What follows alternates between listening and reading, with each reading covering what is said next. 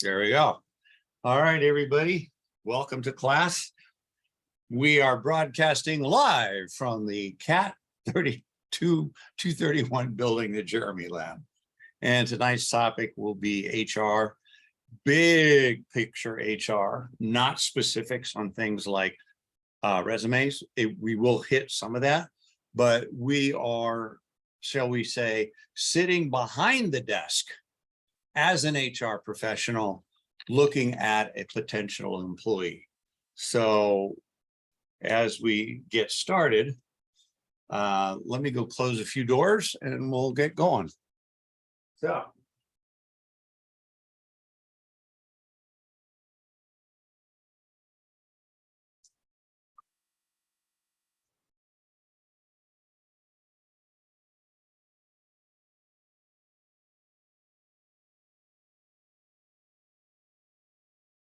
Okay, I'm talking from the back of the room. I'm curious to see if you can still hear me.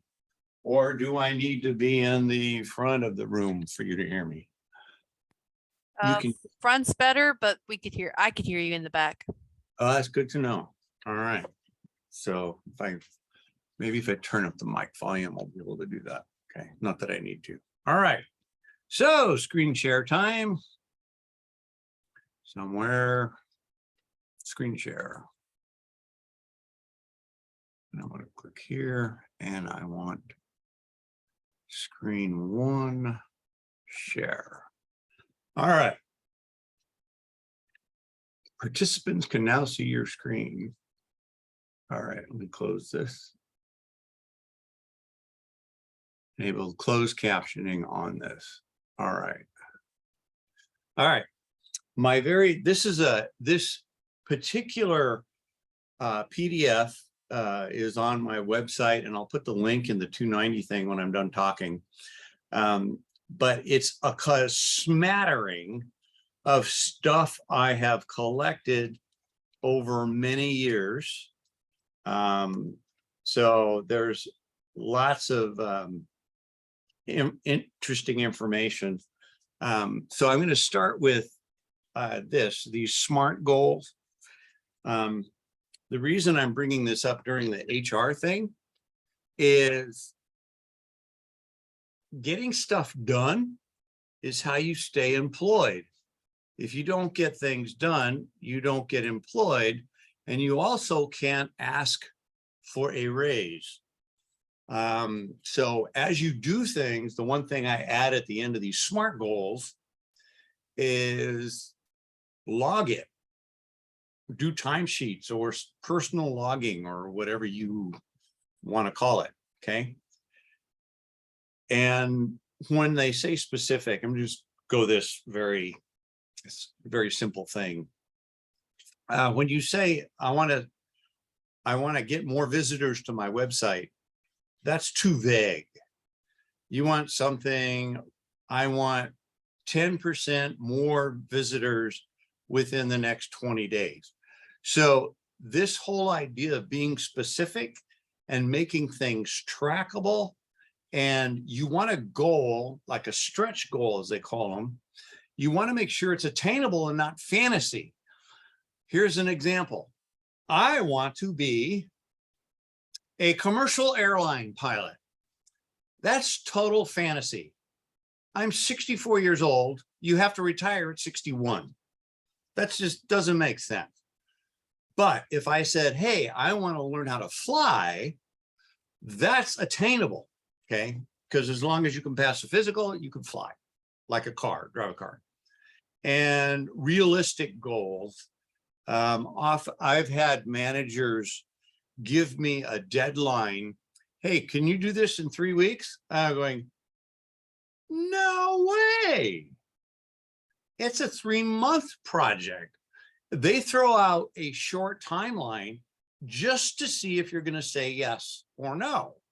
So you really have to know how to schedule your own time and track it so you know what you can do within, say, 2 weeks' time. And time bound. This is a good one for your homework. Put a deadline on things that you need to get done. But this SMART goal idea is really simple. You'll see it all over in project management. It's an easy way to get stuff done, especially with your on a team. You set up your SMART goals as a team, and then everybody gets assigned their piece of the pie. And guess what? You can get it done. Okay. Because everybody knows what done looks like. Now, this situational leadership model was a big thing that we did at Foster Farms. And it was to all the, what they call it, people who were salaried and who had to work a lot. And what this situational leadership is you change your leadership style based on where your employee is in the learning curve. Okay. This is actually very hard to find managers that even know about this. This sort of thing makes all the difference in the world when you're a manager, because you change your tactics based on what your employee knows. For example, you get a new hire. Hey, I'm willing to do anything. They've got all this passion and absolutely zero knowledge. What's their likelihood of completing anything? Not very high. So this is kind of where you have to look at it. So when you look at this, let me make this a little bigger, might fuzz out a little bit, but it goes this way. So you see this little arrow, high directive, and then you these are different things. Low confidence, so D1 going this way. This would be your new hire. Low competence, they really don't know the company. Lots of commitment. And then what happens around, they go, oh man, I'll never be able to do this. Woe is me. I better think about quitting, because they don't have any competence and they have low commitment because they're feeling discouraged. So you need to change your tactics from directing somebody to coaching, saying, hey, you can do it, come on. And then supporting behaviors is, okay, what can we do together to help you get to your goal? And then by the time somebody's at high competence, high commitment, you just say, this is what we need. And you give them one line item and they know how to fill out the rest and get it done. Okay. So that's a situational leadership.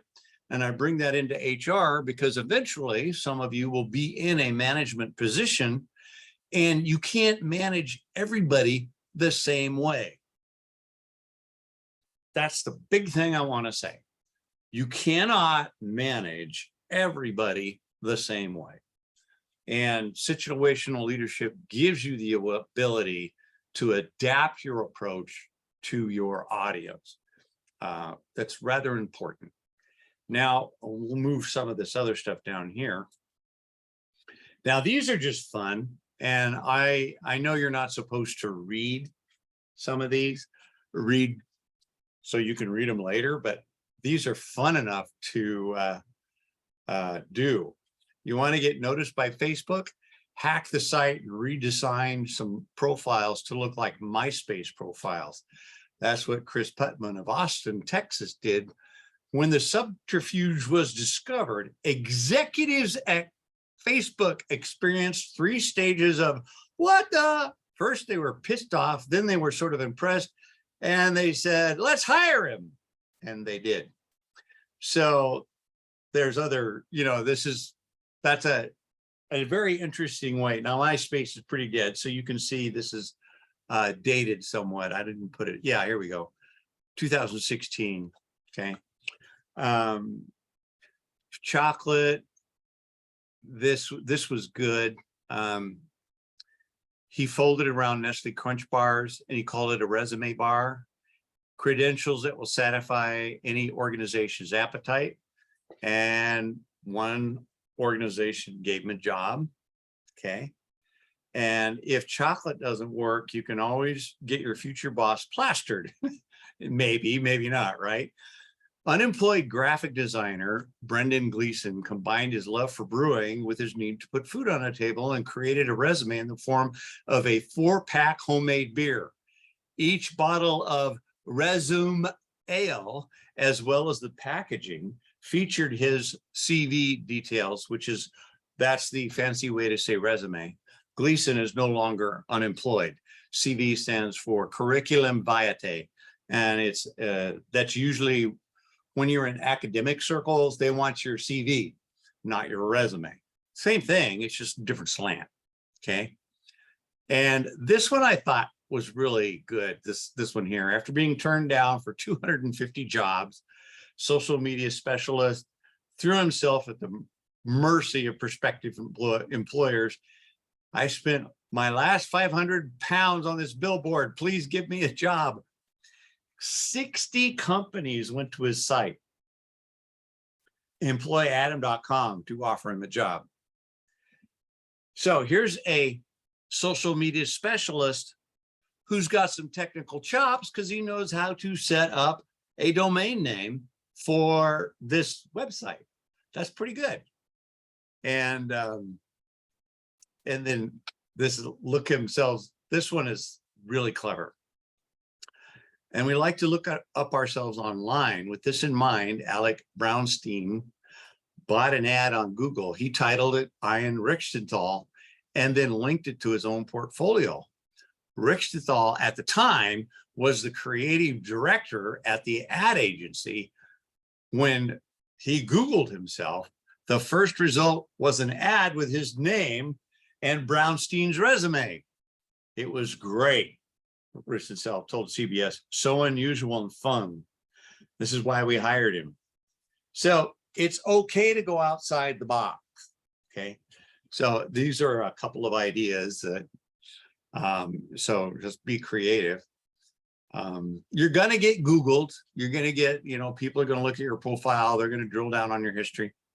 And then these are some I'm not gonna read each one, but I will read the, shall we say, the highlights, okay? Showing up late, forgetting a copy of a resume, having a bad hair day. Also, posture is very important. And while we are on that one, let me go over here, click here, and I will bring up another thing that I put on.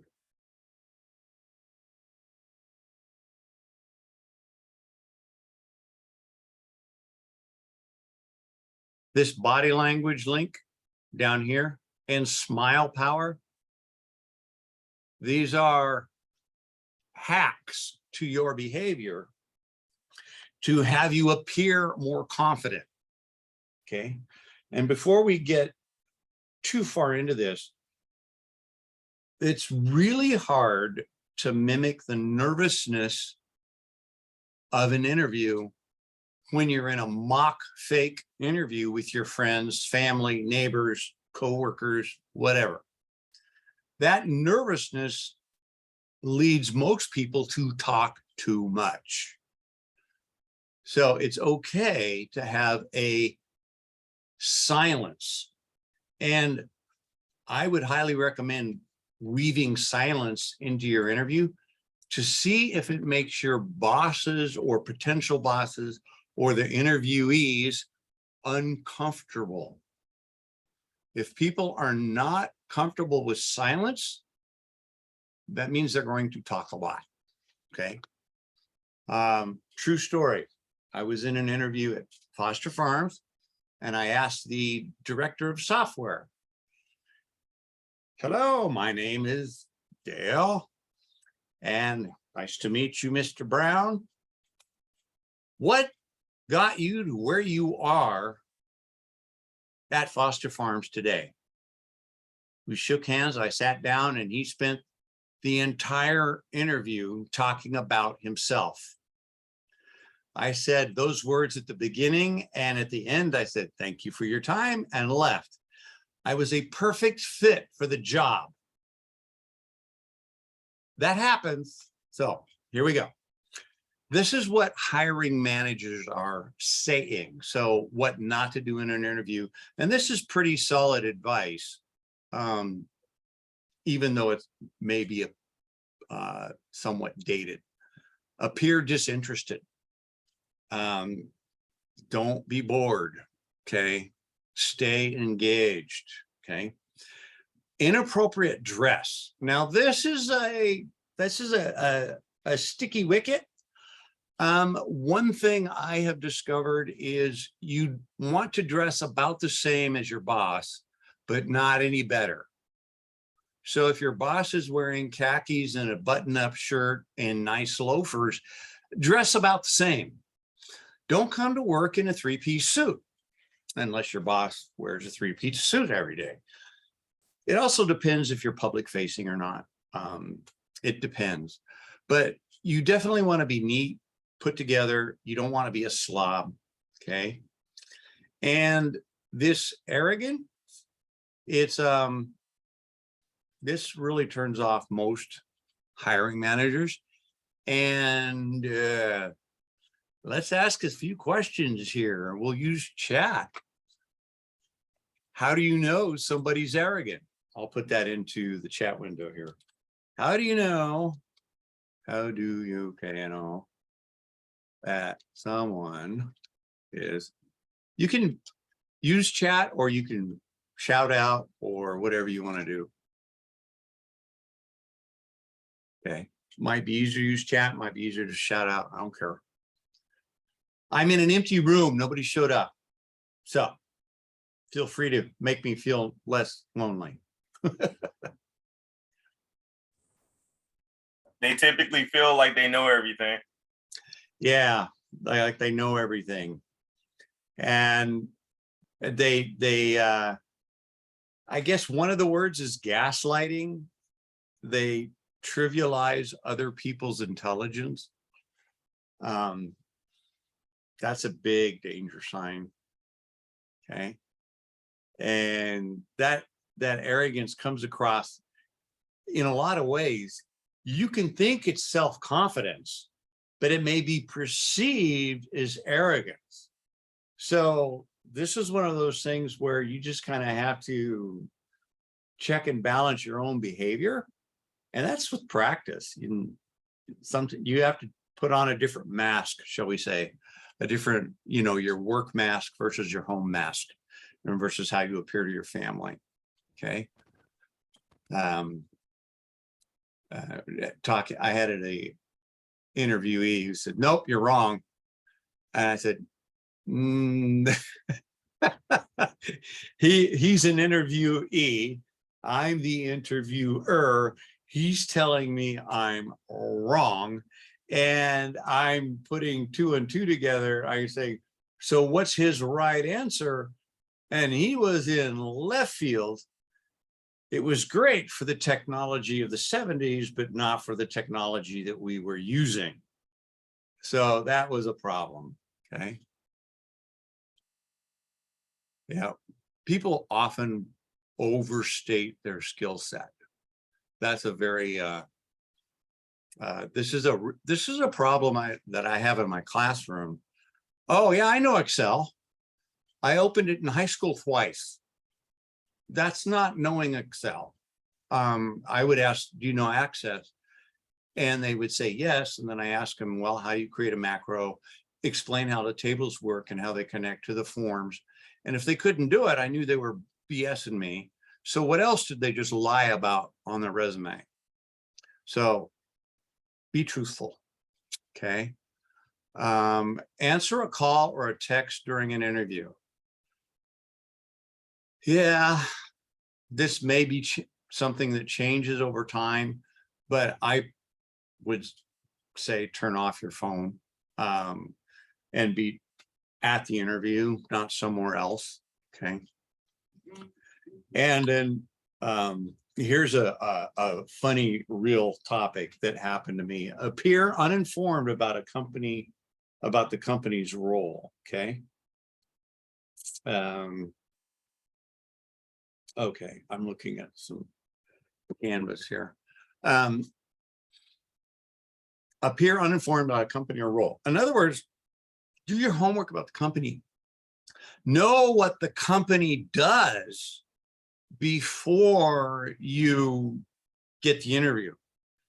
I had a job as a technical trainer at a company called Tab Products, and it was in the newspaper, and it said, looking for a technical trainer, nationwide leader in optical service.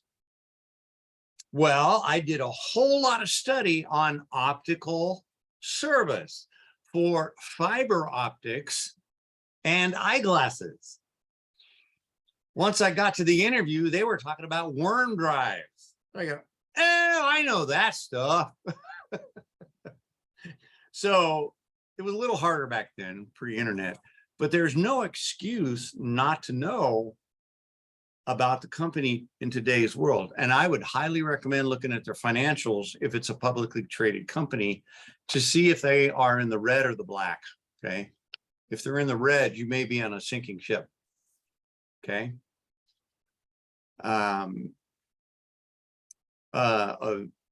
Avoiding specific examples. So here, this goes back where it says get specific when you're explaining your strengths and achievements. This goes back to our first slide. SMART goals. Keep your timesheets. This is what I did. I created a 5-line shell script that saved $100,000 in printing costs. That's very specific. That makes sense. You know, asking no questions is a big problem. Asking generic questions are what they mean is it's too vague, appropriately vague. Find out specifics about the job you're going to perform. Okay.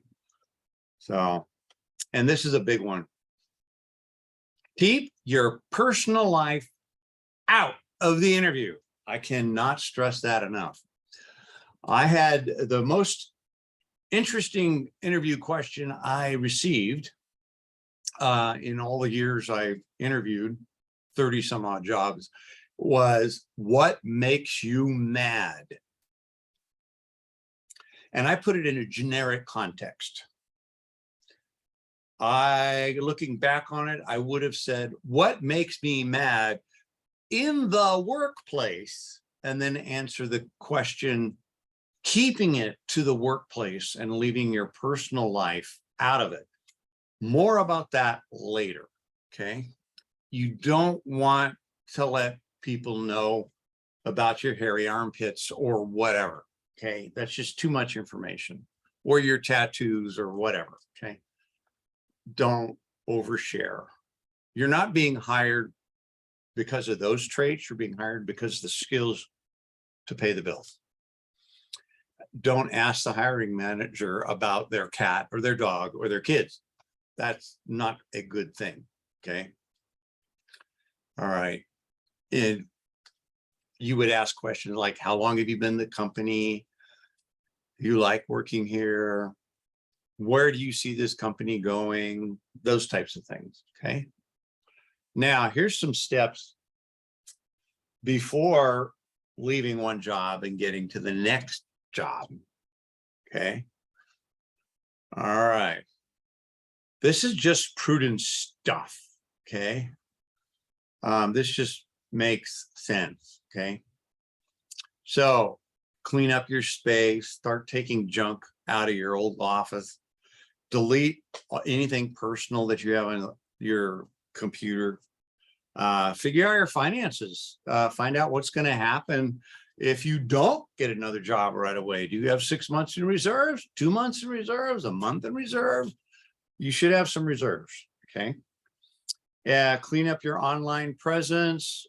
The big way to help that in today's world is contribute to GitHub by doing documentation on one of the GitHub projects you personally use. Help with the user documentation. That is huge. It shows the employer you're not a right as well as do technical stuff, okay? You know, so if you're unemployed, where do you want to work? Workspace, working in where there's a lot of loud background noise, that can be a problem, but not impossible. Tell a few people not at work. Yeah. Don't tell your current employer that you're looking for another job. Because if that happens, you may find yourself being riffed, or you may not get the promotion you think you might get. So I have found it more prudent just to say, here's my 2 weeks notice. I'm out of here in 2 weeks. And 2 weeks is just being professional. And it doesn't matter how hard or easy your job is, 2 weeks is accepted.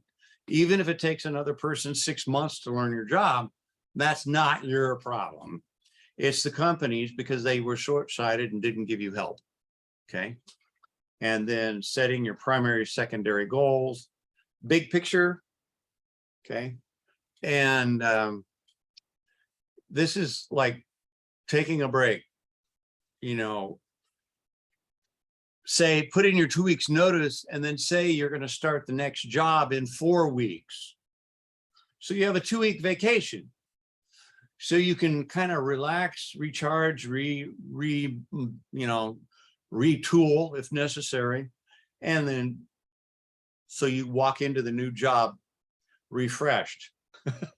Unlike what happened to me here at JC, I was hired August 1st in 2005. And I didn't even know I got the job. I hadn't even turned in my 2 weeks notice yet at Foster Farms. I'm like, what? I'm hired? No. So it's like, oh, geez. Well, things have gotten better. MJC's gotten a little more on the ball with some of that stuff. So I thought it was rather amusing. Yeah, I'm plodding away, working away. I didn't hear a thing until I get this letter saying you've been accepted. I go, what? that was oh man, I got 2 weeks. I better put in my notice now. But in that case, I did not have a chance to take a break. That just kind of happened. And stay positive. And you can get pretty down when you are in that window of unemployment. I happen to be fortunate / lucky in my career. I've only been unemployed for 9 days. And I treated every one of those 9 days like a full-time job. I went out and hustled work for 8 hours every day. And at the end of those 9 days, I had a job waiting for me the following Monday. But in those days, it was visiting companies and handing out resumes. And it was a lot of shoe leather, as they say. It worked. I got a job. And then some of these repeat, okay? There are some good advice in each one of these, even though some of the information repeats, the tactics of each one of these is actually really good. Like the interview cleanup, we've talked about that. Prep a few key answers, okay? There are some questions that you're always going to get. Go look them up. The most common questions you get in an interview. Look them up and work out well-crafted, well-thought-through answers that have specifics in it about your past job life or your volunteer life or whatever you're currently doing, okay? Concrete examples.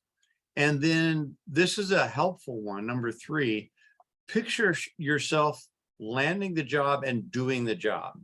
This is just what we call creative visualization. And this is used by top athletes when they're going to do a high jump and they see themselves running and doing the high jump perfectly at a record-setting height. They practice this in their minds over and over and over again. There's something to it. There is some science behind that. And this channel your inner narcissist is a good piece of information. Is the reason being is it's hard to toot your own horn when you are not asked specifically to do that. Some of my students have had trouble landing a job because they did not come across with confidence. They always understated their abilities. I said, well, be more realistic about your abilities. Tell them the truth. You've passed all these certifications. You can say, I have a fairly good handle on Active Directory. I passed this certification.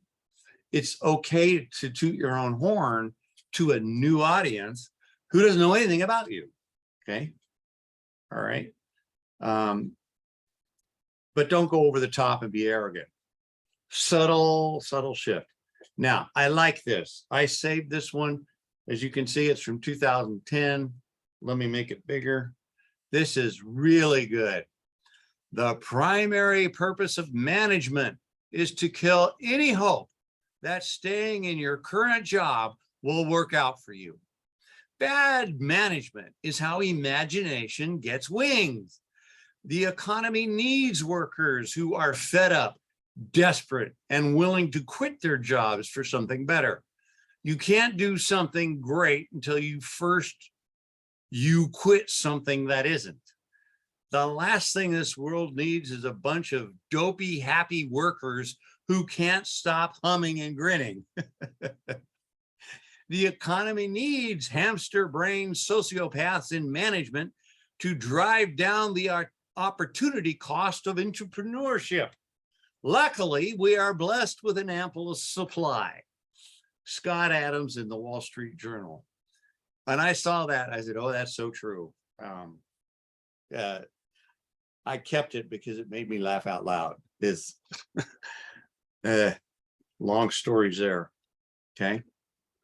Now, these are really interesting in here.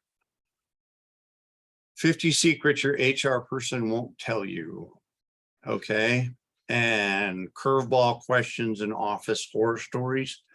Read this with a fine-tooth comb. I mean it. And the ones with the little red X's, I usually read out loud. If you're unemployed more than 6 months, you're probably pretty much considered unemployable. We assume that other people have already passed you over, so we don't want anything to do with you. Even though this is dated, that's still true.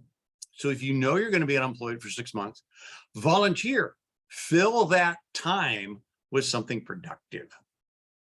Okay. This next one is very important. When it comes to getting a job, who you know really does matter. No matter how nice your resume is or how great your experience may be, it's all about connections. LinkedIn, folks, use it. Okay. And this one is very true. If you're trying to get a job at a specific company, often the best thing to do is avoid HR entirely. That's how I got my job at Foster's. I actually called the hiring manager of the IT services department and said, do you need somebody with a skill set? He said, yeah, send me a resume. He walked up to HR and started the process. Okay. Find someone at the company you know, or cold call, and then go straight and then go to that manager. Okay. All right. Yeah. So this is so true. We judge you based on your email address, especially something inappropriate like Kinky Boots 101 or Johnny Likes to Drink at Gmail. Okay. If you're in your 50s or 60s, don't put the year you graduated on your resume. Yeah, if you're old like me, it's really, really hard to break in. But there are some HR blogs that are saying we need more people in their 50s and 60s. They need to teach these younger kids what work ethic is. What goes around comes around. Okay. There's a myth. The resume has to be one page. No. Don't use a one page resume with 2-point font. Nobody's going to read it. If you've been working for 15 years, it's okay to have a resume longer than one page. This I thought was good again. Oh, good. I always read resumes from the bottom up. I have no problem with it. 2-page resume, but 3 pages is pushing it. Okay. So the person there's some applicant tracking system. They don't need color. I remember reading a resume that was scented. I go, what? Scented paper? I go, well, that's kind of nice. How long But- ago was that? It was a while ago. I go, what? Because that And- was the thing in Legally Blonde. Her Yeah, paper was pink and scented. yeah, that must have been it. I go, yeah, whoa. That's But cute. don't include a picture unless specifically asked. Like if you're going to work for a modeling agency, yeah, duh.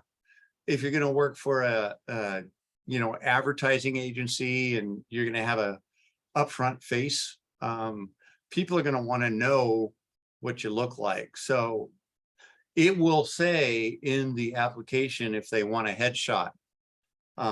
So for the most part, they don't care. Okay. Yeah.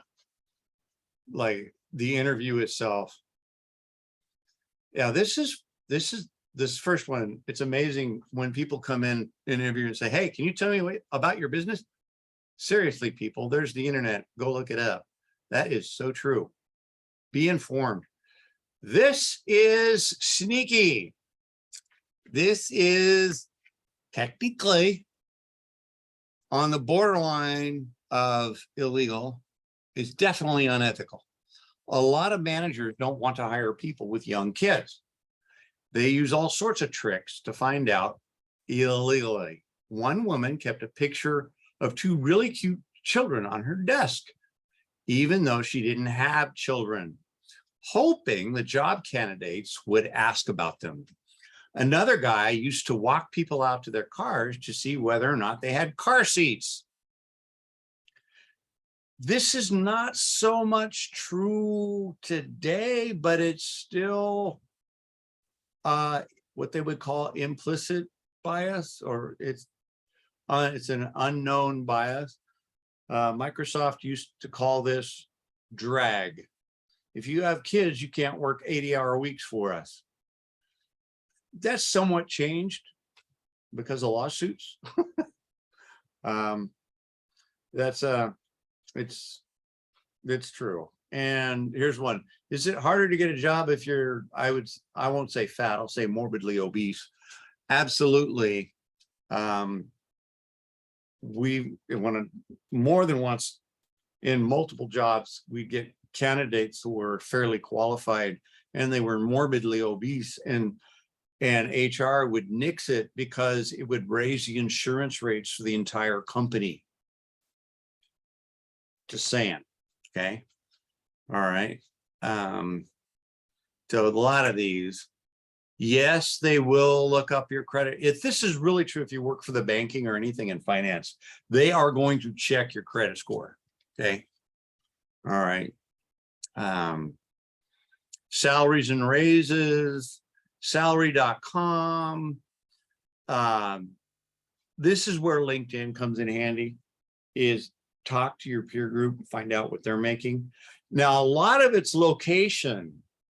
Google and Facebook and, well, Meta now and Amazon, what they have done is that they've taken job titles that are extremely high paying and move that job into a lower pay area, like say Denver, Boise, but then the job description changes and its category changes, so the pay goes down based on location. The good high paying jobs at Google, Meta, and Amazon are still going to be in the Bay Area because that's kind of the way it is. So these big companies have played this game by taking jobs and then restructuring them so they look different on paper and functionally they are different, but it also stands up in court so you can have a $50,000 pay differential between these two job descriptions. So caveat emptor, when you choose a cheaper place to live, you're going to get a salary that's less. Unless it's a work from home, then all bets are off, okay? And here we go. You all think you're wonderful and deserve a higher salary, but here in HR, we know the truth. And the truth is, a lot of you aren't very good at your jobs, and you're definitely not as good as you think you are. So this is kind of interesting how HR looks at things. I talked to the HR person and Tab Products. You know, I got to know her pretty well, and she had been an HR professional for over 30 years before she retired. And I said, hey, can you figure out if somebody's going to fit with the company fairly quickly? And she says, yeah, usually within the first 15 seconds of meeting them, I will know if they will fit and last with this company. That's crazy. 15 seconds. But she's got 30 years experience, so she hired and fired well over, oh, geez, I don't know, thousands of people. Okay. All right. Headhunters, that's a whole different thing. Now, this was funny. I once hired someone and her mother didn't think the salary we were offering was high enough. So she called me to negotiate. There are two problems with that. One, I can't negotiate with anyone who's not you. And two, it's your mother. Seriously, I was like, did that woman just call me? Or is it my imagination? I immediately withdrew the offer. So, helicopter parenting. That's crazy. And this is a very true statement. Laid off, fired, kicked upstairs. If there was someone we no longer wanted at the company, we'd give them all the worst assignments on the impossible deadlines, set him up to fail, and document the failures. And after a few months, we could safely terminate them with a usually some sort of a compensation package. I saw this all the time. Okay. If you're put on a performance improvement plan, you're cooked. Yes, I saw that too. Update your resume as soon as that happens and start looking. Okay. They might look you in the eye and say, we're gonna do everything possible to make this work, but that's just total BS. That's so true. I once had to fire someone with 4 kids right before Christmas. When he asked me why, I couldn't tell him. It was because he said something in the all company meeting that the CEO took an insult to. Guard your words. Okay. Never diss anybody. You never know who's going to be your boss, and you never know who's going to fire you. Okay. If you're a high-level employee and they put you on special assignment, take away other responsibilities so you can focus on that special assignment. Start fixing up your resume. Okay. When you get laid off, you probably will get a separation agreement in which you agree not to sue. That document is what allows you to negotiate before you sign it. Ask for more severance money. Ask for more COBRA. And COBRA is what covers your health insurance between jobs. Okay. Something, the worst thing they can do is say no. But if they want you to sign on a dotted line saying you're not going to sue us, that's when a company asks you, we want you to do something for us, you say, okay, I want you to do something for me. Quid pro quo. Yeah, there's some of this stuff. All right. If you call in sick, don't post your Facebook page that you're at the movies or a job interview. That's just dumb. Okay. Very true. They're called proxy services, and they analyze when you're at work. Do not surf. Do not surf private. So my suggestion is, when you've got a cell phone and you're connected to work Wi-Fi, don't surf. Disconnect work Wi-Fi. Use the internet plan you've got and surf on your own dime, because all that stuff gets logged and it can be used against you. Okay. All right. What if you use VPN on the work internet service? Well, that's different, so, if that's part of what your job is to do Google search on networking and firewall rules, keep your searches work specific. Don't search for new clothes or t-shirts or houses on company time. Do that elsewhere. Okay.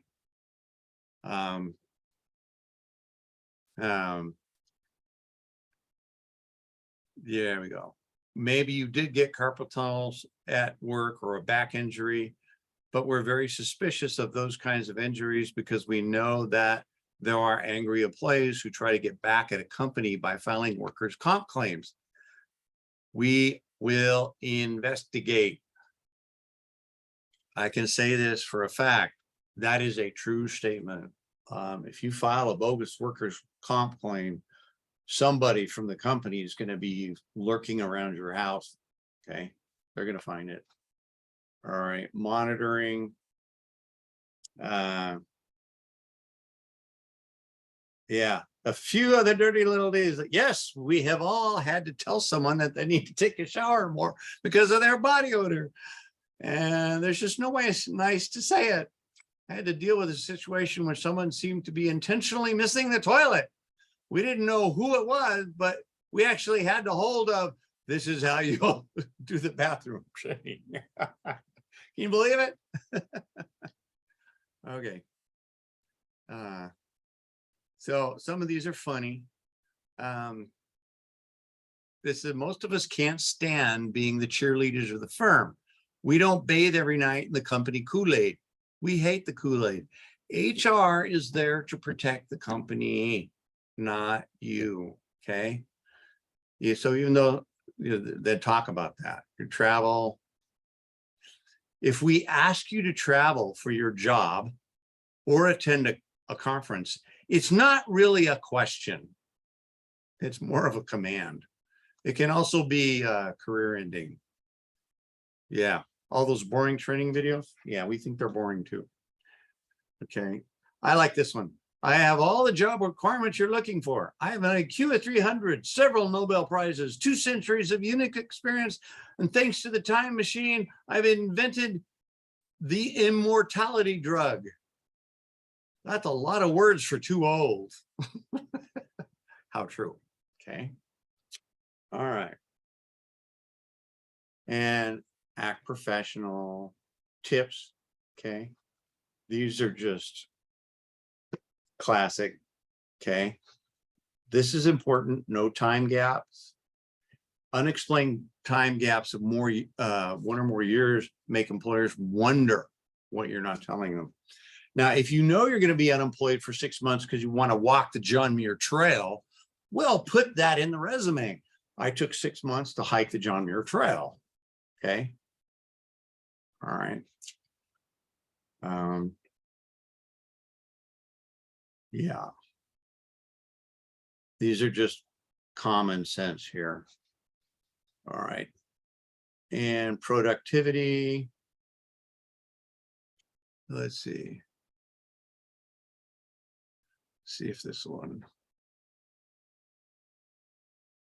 Yeah, this is about telework and remote work.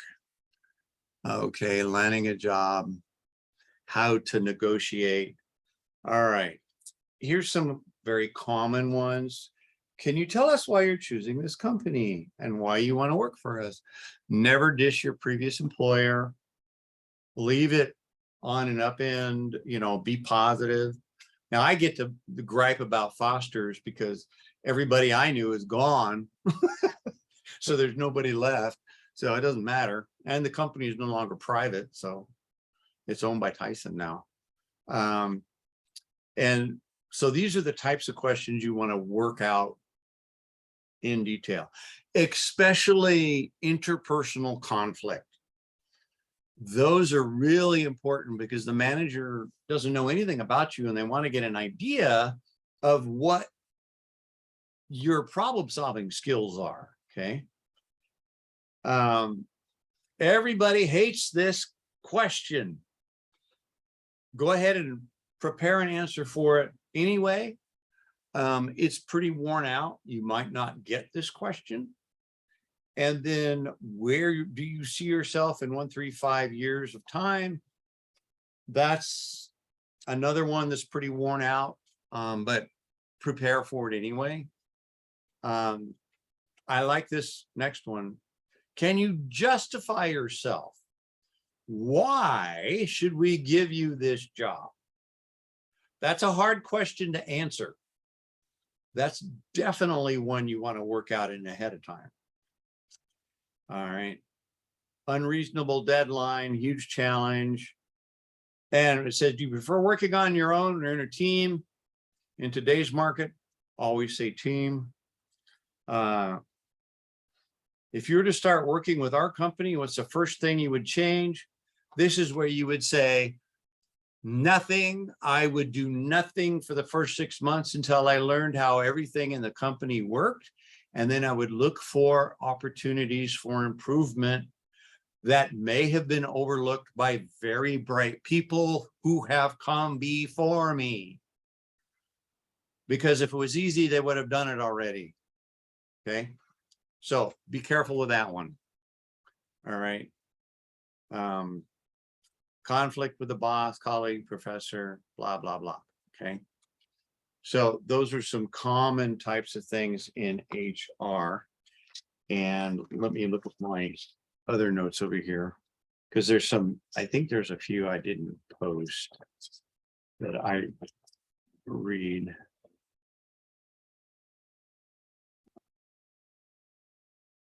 If I can find it here.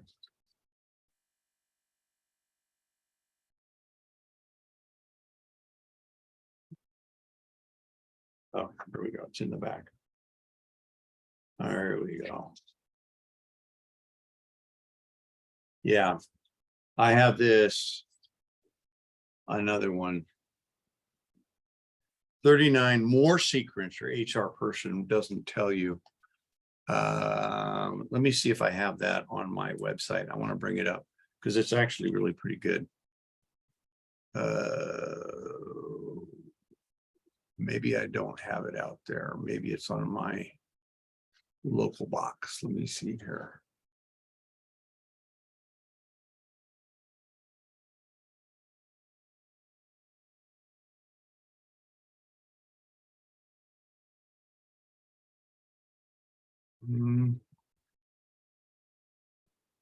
Oh, here we go.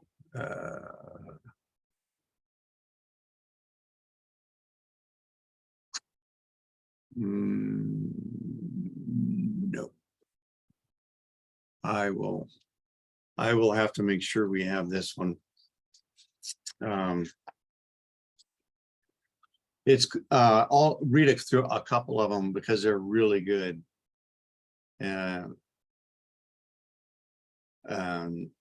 I'll just read it, the top few of these to give you an idea what they're about. There's 39 of them. The number one thing in job security is your relationship with your boss. I can't stress that enough. Take your boss to lunch, offer to pay. Probably not very often that happens to him or her. Even if he says, I'm sorry, I really wanted to keep you, but they made me lay you off. That's almost never true. He probably made that decision. When the managers are building the RIF list. So if you know your manager on a personal level, you're not going to you probably won't be on that RIF list unless you're really incompetent, okay? If you're accused of sexual harassment, even if you're found not to be guilty, people will always look at you funny afterwards. I saw that. Even in jobs where you test applicants and those with the top scores who supposed to get the job, I've seen hiring managers fix the scores to get the people they wanted. So you want to engage in what is called the interview honeymoon. You want to make them love you during this honeymoon, okay? And let's look up this one. I want to look. So I'll make sure that gets posted. And then it's Gartner.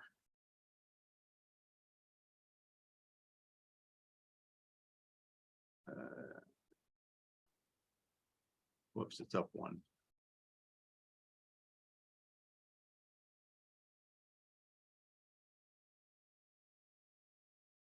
If you're not familiar with Gartner Group,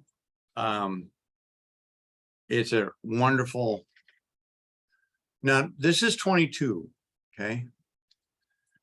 The total annual employee turnover will likely jump to 20% from pre-pandemic annual. This is crazy, okay? And the Gartner Group is a company that does massive detailed research on all things business. When I was at Foster's, they actually subscribed to this, and it's like a $9,000 a year subscription, but you can contact the Gartner Group and said, hey, I need the best firewall for this type of network. And they will give you this extremely detailed analysis of the best that hits the quadrant that they recommend for that particular question, okay? And this is remarkable that we're going to see this much turnover. So companies are really trying to figure out how to keep people rather than saying, hey, we want you to come back to the office. And a lot of companies are starting to rethink this. Well, maybe we'll work from home 2 days a week or something like that.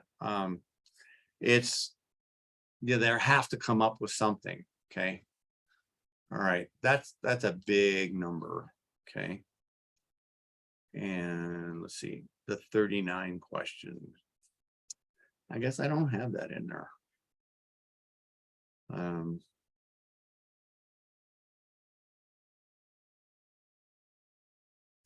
All right, I'll make sure I have that for you. All right, let's see here.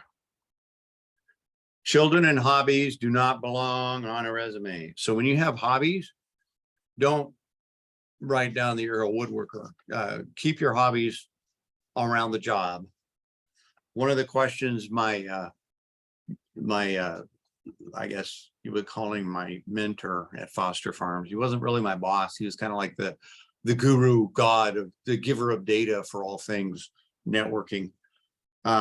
He would ask people, what book is by your nightstand? And he would always expect people to say something like, oh, I'm reading about Microsoft DNS. Oh, I'm reading about SendMail. Oh, I'm reading about the new Linux kernel. That's what he listened for, because he wanted somebody that lived, eats, drinks, and loves technology, just like he did. Okay. All right. Some might tell you to be yourself in an interview. Don't be yourself. That's the worst advice ever. We don't want people who are neurotic and quirky and whatever else. All we care about is your skill and experience. So bring forth your skill and your experience. Okay. All right, here we go. I know many of you met your former spouse at the company. But the thing is, for every one of you, there are 5 people it doesn't work out well for. Your office romance can and will be held against you. Yeah, not a pretty picture. Don't date people from work. It's just too problematic. Okay. If you're in completely different departments on opposite sides of the world, different story. But if you're working right next to each other all the time, if it doesn't work out, it could be very uncomfortable. Okay. Here's a little bit with that inner narcissist. Many people think if I work extra hard, I'm going to get noticed. It doesn't work that way. If you want to advance, some of the responsibility falls on you to toot your own horn. Make sure your supervisor and your supervisor's supervisor are well aware of what you're contributing, specifically in dollars and cents. Okay.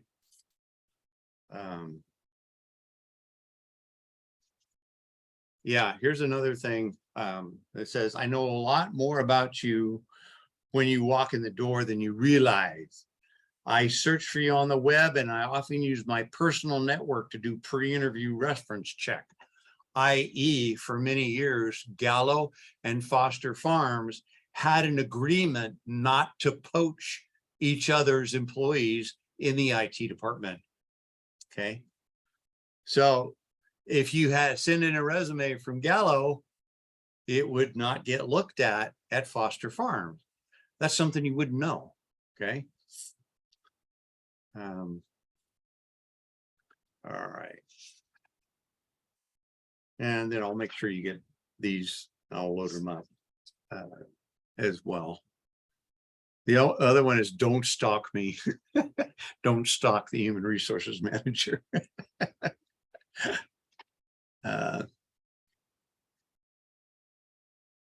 Let's see.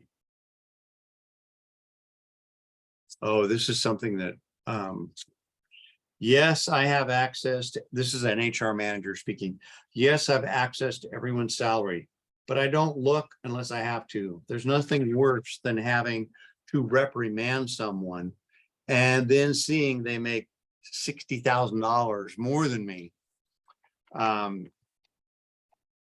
Let's put this in context. If it's your job to do things like W-2s and you just happen to see what somebody makes, that's not a problem. If you're on your lunch hour and you intentionally go look at the W-2s to see what somebody makes, you're fired. That's considered a felony.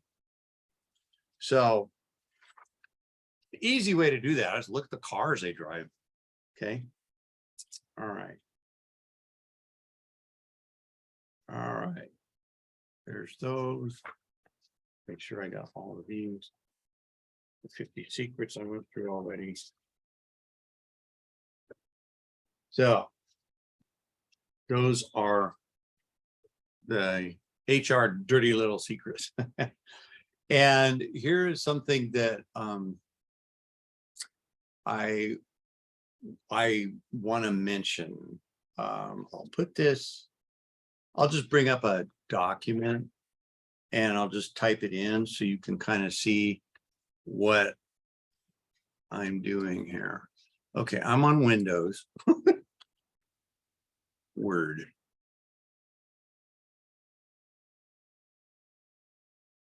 Okay, here we go. Yeah, so I'll get the strength, weaknesses. Sometimes it's just an easy question, you know. Yeah. Definitely be on good standing with your boss always. Leave on good terms. Yeah, and watch the arrogance. It's okay to be positive. All right, let me make this really big.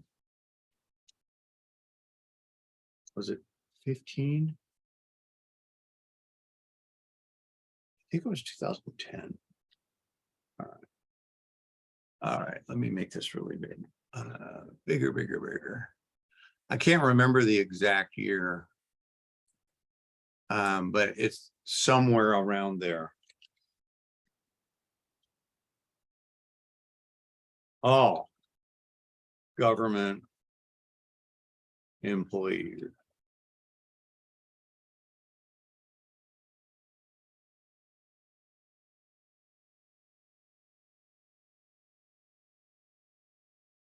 Okay. This might be. It wasn't 2005. It might be 2015.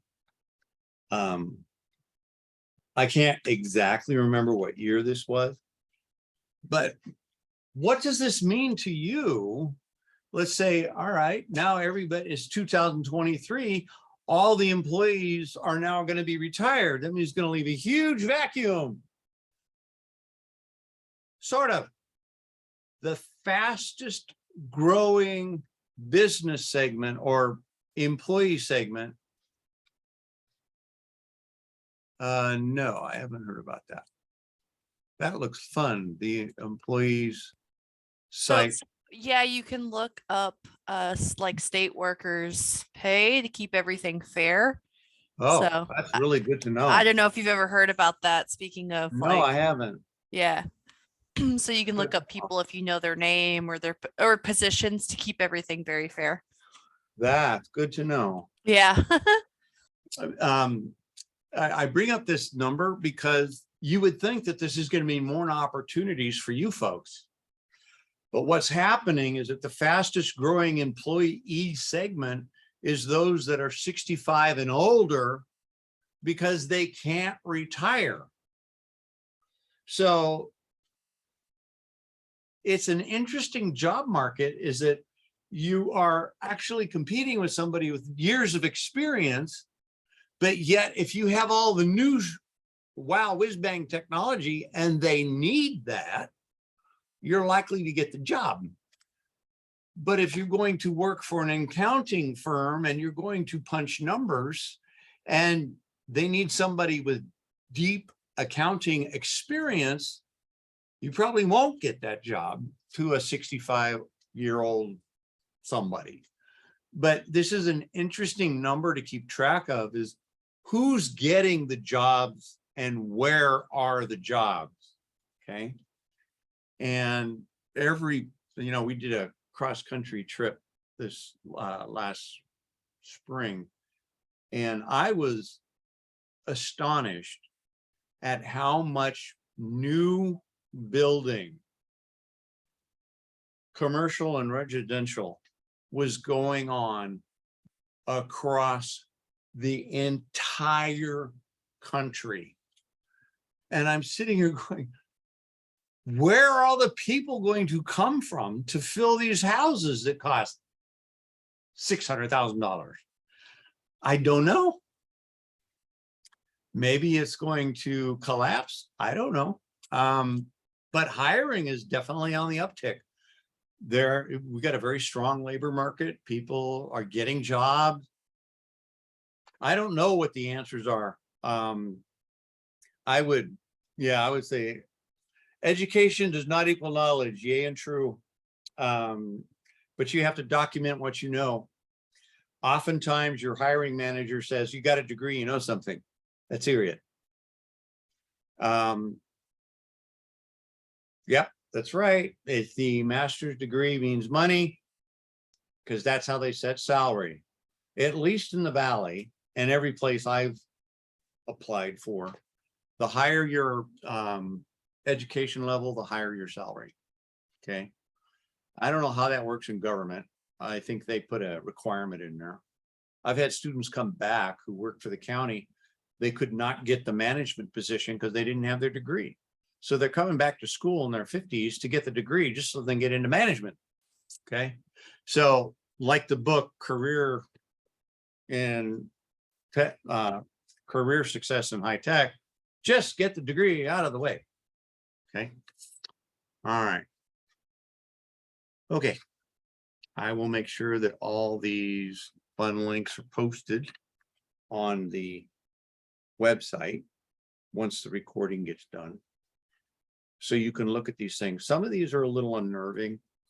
Often, like, at Foster Farms when I was supposed to get a promotion. The manager didn't promote me, he promoted his son. Now, can you call that nepotism? Yeah, but at the time, the company was a family-owned company. Nepotism was all over the place. Yeah. So when that happens, you may as well start updating your resume because there's no way out of it. Okay. So that's nepotism is not fun. Okay. So it's hard to find out who's what companies are doing what. One of the things I like to mention here is look for your next college because of the internship. Okay. All right. I don't go to that quote there just because it's so funny. Internships is how you get your job. Now, do not be passive. You do not need me or a school or anybody else to get you an internship. Go look for them online. You can get your own internships. Do it. And that's really the best way to get a job. Gallo has a program where they bring in people and as an intern, and then they will finish paying for your college degree if you agree to work for them for X number of years after that. The Air Force, you know, all the military does that. It's called ROTC. I forget what it stands for. But basically they pay for your college and then you become an officer and then you agree to work for them for 6 years, 8 years, whatever the number is, based on what it is you're doing. Okay, so there are ways to get your college paid for. The Army Reserves. The Reserves is actually kind of a clever way to do weekend warrior stuff. You go to war games once a month. I don't know if it's all year round, but you are enlisted military and you get a rank and you get a salary. But if bullets start flying, they give you a gun and they deploy you. But during peacetime, you can be a reservist and after 20 years, actually retire from the reserves and get a salary, which is kind of nice. The military has had real trouble getting their recruiting goals because they're just not getting enough people in. People don't want to get shot at anymore. Can you blame them? We had 20 years in Afghanistan and Iraq. What it get us? Nowhere. And here we are, we're going to have another one of these long-term wars in Ukraine. One pundit I read, Ukraine is the breadbasket of the world. They grow more grain for the rest of the planet than the rest of the planet combined. The United States being the exception, we grow a lot of our own grain and wheat and corn and barley and all that stuff. So if Russia controlled the grain, they could also starve countries into submission. I thought that was a clever insight. True or not, who knows? You always, everything you read, you take with a grain of salt. Okay. All right. I'm done yapping. Do you have any questions? How are your projects coming?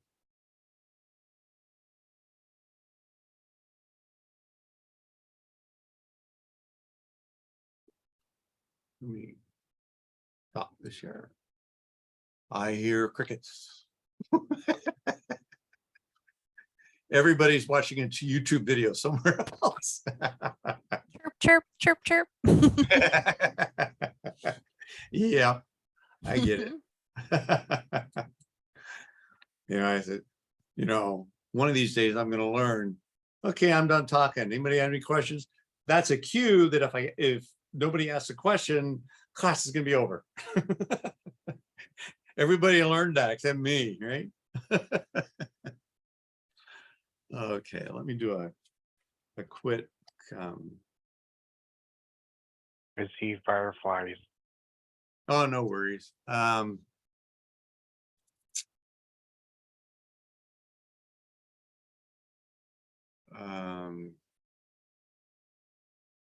that's a good one. All right. I might use him for another time. I thought this was a fun quote. This is from Denzel Washington. Dreams without goals are vapors. You will never see a U-Haul behind a hearse. If you don't plan to fail, you fail to plan. Hard work works. Luck favors the prepared. And I've seen that one. I say I've been very, very lucky. I got into computers completely by accident, and I fell into teaching completely by accident. But I had done a lot of preparation to get into computers and to do teaching. Okay. So, yeah, I can say lightning struck twice in my career, but I was ready for each of those because of what I had done in the past. Like I said, I was a poster child for continuous learning. Okay. All right. So if nobody has any other questions, I will call it the lecture done. And then I will get these links set up and available. And I'll put it on the 290 website because some of this stuff is just really good tips. The problem is you normally don't see them all in one place. Okay. So I'll make sure it's all done. Okay. Professor, Alrighty, folks. I am going to turn off the recording. Dum, dum, dum. Stop recording.